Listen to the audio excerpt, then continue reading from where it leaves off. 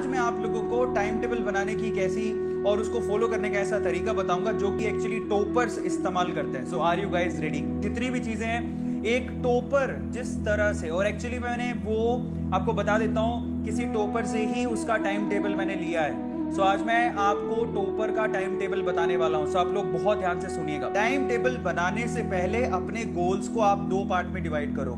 पहला short term गोल, दूसरा long term goal.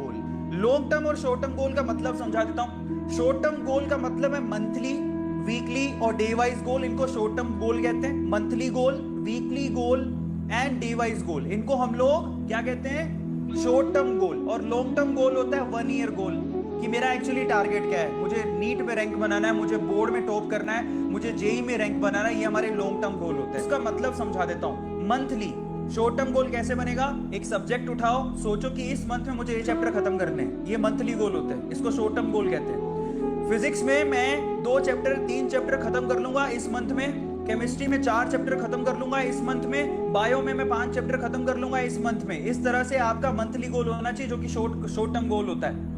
Weekly गोल कैसे बनता है? इस चैप्टर को मुझे इस वीक में ये सारे टॉपिक खत्म करने हैं, वीकली गोल। और डे वाइज गोल कैसे होता है? मुझे एमसीक्यूज की प्रैक्टिस करनी है और जितना मुझे पढ़ाया जा रहा है ऑनलाइन पाठशाला में, मुझे उसका रिवीजन करना है। ये शॉर्ट टर्म और लॉन्ग टर्म गोल बनाने आप सीखो, क्योंकि वो बहुत ज्यादा काम आएंगे।